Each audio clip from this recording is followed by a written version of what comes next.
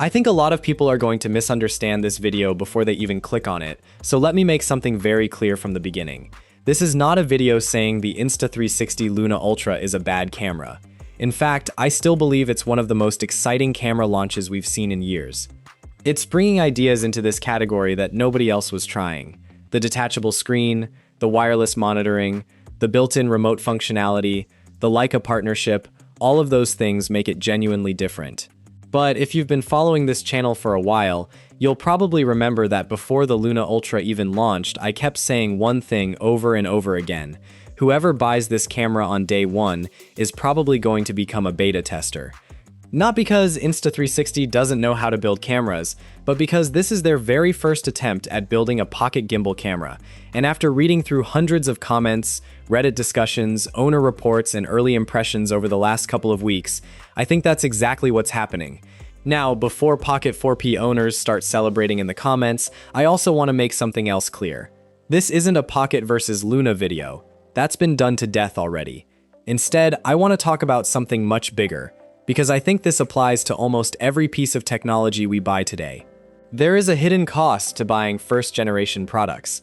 You get the excitement of owning something completely new before everyone else, but sometimes you also inherit the responsibility of discovering all the bugs that engineers couldn't possibly find before launch. And honestly, I think that's the situation Luna Ultra owners are finding themselves in right now. When Luna Ultra was announced, people were understandably excited.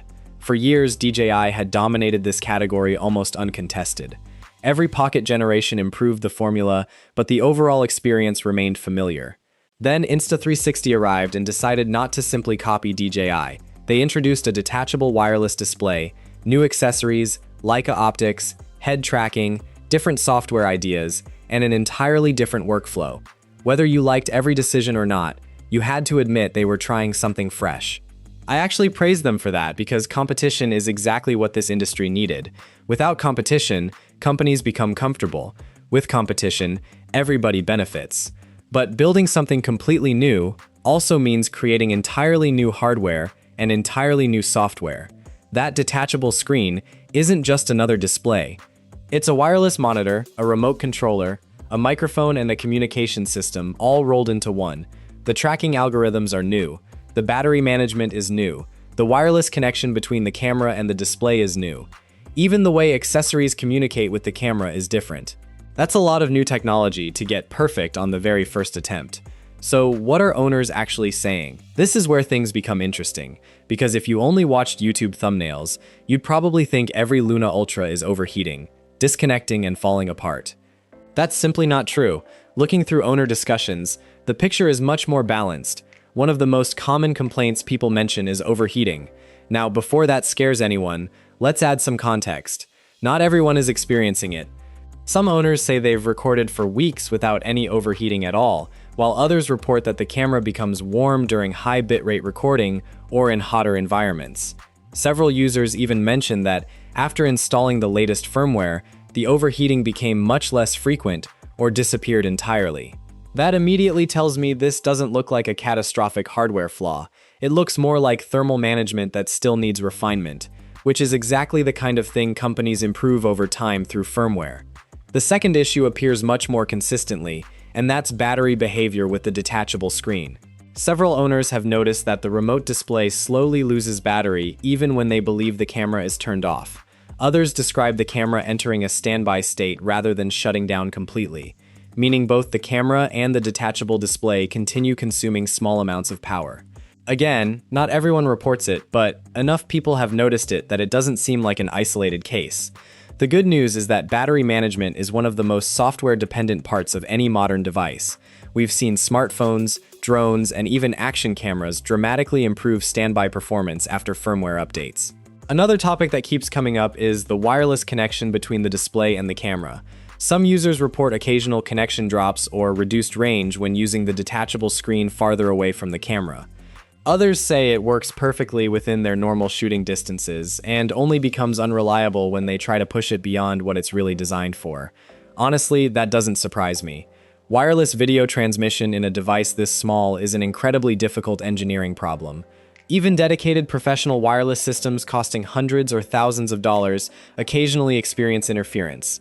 So while I expect Insta360 to improve stability through updates, I also think expectations need to remain realistic.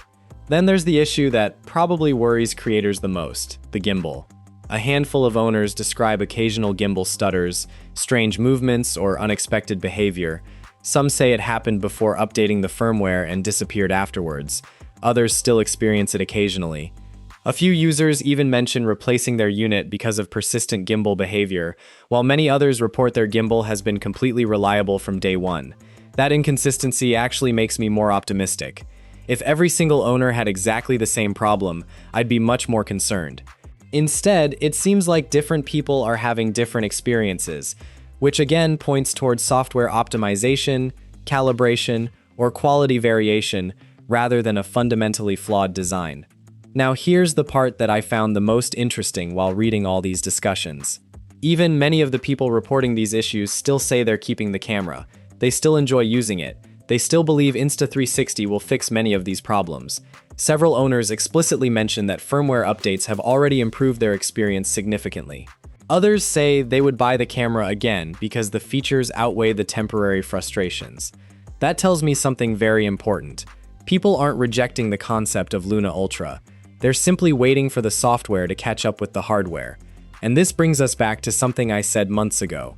First-generation products are exciting because they take risks, but those same risks usually come with growing pains. Think about the first foldable smartphones. Think about the first consumer drones. Think about the first action cameras. Almost all of them improved dramatically within the first year through software updates. The people who bought them on launch day got to experience the innovation first, but they also experienced the bugs first. This is where Pocket 4P currently has an advantage, and it's not necessarily because the hardware is dramatically better. It's because DJI has been building Pocket cameras for years. Pocket 2 taught them lessons. Pocket 3 taught them more. Pocket 4 refined the platform further. Now Pocket 4P builds on all of that experience. The tracking system has gone through multiple generations. The stabilization algorithms have evolved over years. The software ecosystem is mature. The accessories have been refined. That's the benefit of being on your fourth generation instead of your first. If somebody asked me today which camera is more innovative, I honestly might still say Luna Ultra. It introduced ideas that made the entire industry pay attention. The detachable display alone changed the conversation around pocket cameras, but if somebody asked me which platform feels more mature today, I'd probably have to say Pocket 4P. Those aren't contradictory statements. Innovation and maturity are two completely different things. And this is where I think buyers need to be honest with themselves. What kind of person are you? If you love being among the first to experience new technology, if you enjoy experimenting with new workflows, if occasional bugs don't bother you because you know they'll probably get fixed, then Luna Ultra is still a very exciting camera. In fact, 6 months from now, after several firmware updates, it could become an even stronger product than it already is. But if you're buying a camera for client work, paid projects, or important travel, where reliability matters more than experimentation, then software maturity becomes a huge advantage. That's not a criticism of Insta360. It's simply the reality of building a first-generation product. I also want to say something to Luna Ultra owners, because I know many of you watch this channel. Please keep reporting bugs. Seriously, every detailed report you send helps improve the product for everyone else. Some of the issues people complained about during the first week have already been reduced through firmware updates, according to multiple owners. That's exactly how new products evolve. Before we continue, if you've already picked up a Luna Ultra and you're looking for a good set of ND filters, I've been using these ones from Telesin. They're much more affordable than a lot of the alternatives.